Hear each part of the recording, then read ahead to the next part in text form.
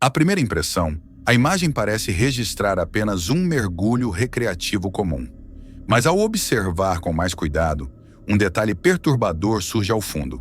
Sem que o fotógrafo percebesse naquele momento, é possível ver o corpo de Tina Watson imóvel no fundo do mar, enquanto o outro mergulhador tenta alcançá-la para prestar ajuda. O que inicialmente foi tratado como um acidente trágico acabou se transformando em uma investigação criminal, levantando suspeitas de que o então marido de Tina teria permitido que ela morresse. Para entender o caso, é preciso voltar a 11 de outubro de 2003. Tina e Gabe Watson haviam se casado recentemente e viajaram para a lua de mel. O casal planejou uma experiência de mergulho na Grande Barreira de Corais. Tina havia iniciado suas aulas de mergulho em janeiro daquele ano e já possuía certificação básica. Gabe, por sua vez, era um mergulhador experiente, com formação em resgate e cerca de 55 mergulhos registrados até a data do casamento. Mesmo com a pouca experiência de Tina, os dois decidiram mergulhar no SS Yongala, um naufrágio famoso e considerado tecnicamente desafiador, afundado em 1911. A operadora de mergulho, ciente da limitação técnica de Tina, ofereceu um treinamento de orientação e a opção de um mergulho guiado com instrutor. A proposta, no entanto, foi recusada pelo casal. No dia 22 de outubro, por volta das 10h30 da manhã, durante o mergulho no local do naufrágio, Tina perdeu a consciência e afundou, dando início a uma sequência de eventos que mudaria completamente a interpretação daquele dia no mar. Em vez de acompanhar a esposa até o fundo, Gabe voltou à superfície. Já no barco de mergulho, ele avisou o instrutor, que desceu imediatamente e conseguiu trazer Tina até a superfície. Ela foi colocada em uma embarcação próxima, onde um médico tentou reanimá-la por cerca de 40 minutos. Apesar dos esforços, Tina não resistiu. Mais tarde, Gabe afirmou que as correntes estavam mais fortes do que o esperado. Disse que viu Tina agarrada à linha de mergulho com expressão de preocupação. Segundo ele, entrou em pânico e acabou perdendo a máscara e o regulador de ar. Quando recuperou a visão, Tina já estava afundando e ele não conseguiu alcançá-la. Por isso, decidiu subir em busca de ajuda. Também alegou que sentia dores no ouvido, o que teria impedido uma descida mais profunda. Outros mergulhadores que estavam no local, porém, apresentaram uma versão diferente. Eles relataram ter visto Gabe envolvido em um tipo de abraço subaquático com Tina, que demonstrava estar em dificuldade. Em seguida, afirmaram que ele nadou até a superfície, enquanto Tina afundava lentamente. Foi nessa posição, deitada de bruços no fundo do oceano, que Tina acabou sendo fotografada acidentalmente por outro mergulhador, Gary Stempler, enquanto ele registrava imagens da própria esposa. A fotografia só foi revelada semanas depois do ocorrido, quando os filmes foram revelados. Diante das circunstâncias da morte e das versões conflitantes apresentadas por Gabe, uma investigação foi aberta.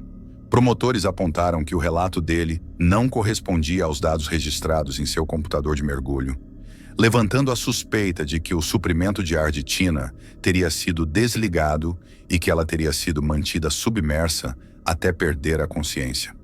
O pai de Tina também afirmou que Gabe havia pedido que ela aumentasse o valor do seguro de vida pouco antes do casamento. Em março de 2005, Gabe entrou com uma ação judicial no Alabama para tentar recuperar despesas de viagem após ter o pedido de indenização do seguro negado. Ele solicitava cerca de $45 mil por morte acidental e outros custos, mas desistiu do processo em maio de 2008, alegando risco de autoincriminação devido à investigação em andamento na Austrália. Em 19 de junho de 2008, o legista australiano indiciou Gabe Watson por assassinato, sustentando que Tina provavelmente morreu após ter o fornecimento de ar interrompido. Ele foi extraditado, declarou-se inocente da acusação de homicídio doloso, mas culpado por homicídio culposo. A sentença foi de 4 anos e meio de prisão, porém ele cumpriu apenas cerca de 12 meses. Anos depois, um detalhe perturbador veio à tona. Tina havia sido enterrada em sua cidade natal, no Alabama, mas seus restos mortais foram exumados e transferidos para outro local. Flores e presentes deixados no túmulo começaram a desaparecer repetidamente. Imagens de câmeras de segurança revelaram que o próprio Gabe era quem removia os objetos e os descartava.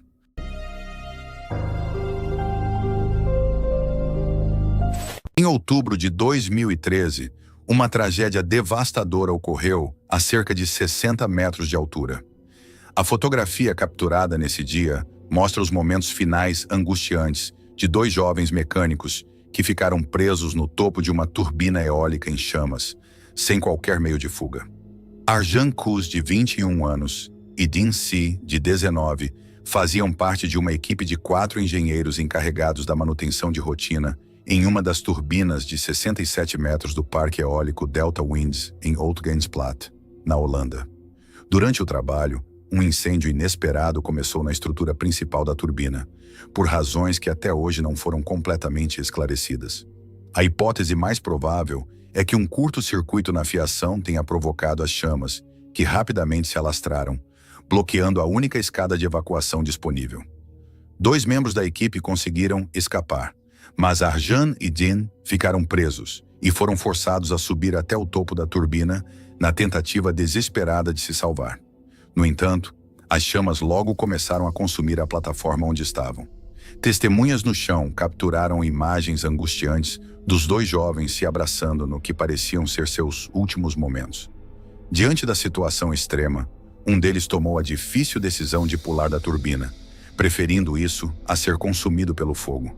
Seu corpo foi encontrado pelos investigadores em um campo próximo.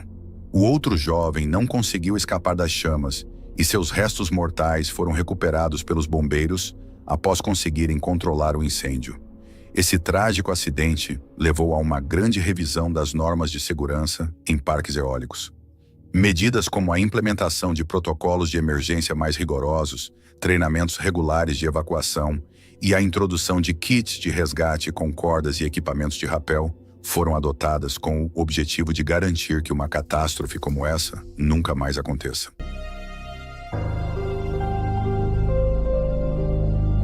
Mais uma vez, a imagem engana. O que parece ser apenas o registro de um pai feliz abraçando a filha esconde uma realidade muito mais complexa. Trata-se da família Caffey, moradores de Alba, no Texas. Eles eram cristãos fervorosos e participavam ativamente da Igreja Batista Faith Bible, onde Aaron fazia parte do coral e Terry, o pai, atuava como pastor de jovens. Kathy tinha 3 filhos, Matthew, de 13 anos, Tyler, de 8, e Aaron, de 16. Todos eram educados em casa, seguindo um currículo baseado em ensinamentos bíblicos. Aaron havia sido diagnosticado com transtorno de déficit de atenção, o que contribuiu para a decisão dos pais pelo ensino domiciliar. Em 2007, Erin conheceu Charlie Wilkinson, de 18 anos, enquanto trabalhava em uma unidade da rede de fast food Sonic. O envolvimento entre os dois começou rapidamente, causando preocupação e desaprovação por parte dos pais dela. A situação se agravou quando Penny, a mãe de Erin, encontrou o perfil de Charlie no MySpace, onde havia conteúdos com linguagem vulgar e referências sexuais. Diante disso, os pais de Erin proibiram qualquer contato entre os dois. Foi a partir desse ponto que tudo mudou. Pouco tempo depois, Erin e Charlie passaram a elaborar um plano extremo: eliminar a família dela para que pudessem ficar juntos. Na madrugada de 1º de março de 2008, Wilkinson e um amigo, Charles Wade, invadiram a casa da família Caffey. Enquanto isso, Erin aguardava do lado de fora, dentro de um carro, acompanhada da namorada de Wade, Bob Johnson. Por volta das 3 horas da madrugada, Penny e Terry Caffey despertaram com um barulho vindo da área da lavanderia, que ficava ao lado do quarto do casal. O som era da porta sendo atingida com força. Penny decidiu verificar o que estava acontecendo e acabou sendo a primeira vítima. Foi baleada e, em seguida, atacada com uma espada do tipo samurai. Logo depois, Matthew, o filho do casal, foi atingido por um disparo na cabeça. Tyler, o mais novo, foi brutalmente atacado e esfaqueado diversas vezes pela dupla invasora. Terry também foi baleado 5 vezes e deixado no local, dado como morto. Em seguida, os criminosos atearam fogo na casa. Contra todas as expectativas, Terry sobreviveu. Mesmo gravemente ferido, conseguiu se arrastar para fora da residência em chamas e caminhar até a casa de um vizinho, um trajeto que levou mais de 1 hora. O socorro foi acionado e as autoridades chegaram pouco depois. Ainda naquele mesmo dia, todos os envolvidos foram localizados e presos em uma casa móvel pertencente a Wade. Wilkinson, Wade, Bob Johnson e Erin foram detidos e acusados de 3 homicídios qualificados. Os promotores optaram por não pedir a pena de morte para Erin, que foi julgada como adulta, apesar de ser menor de idade na época do crime.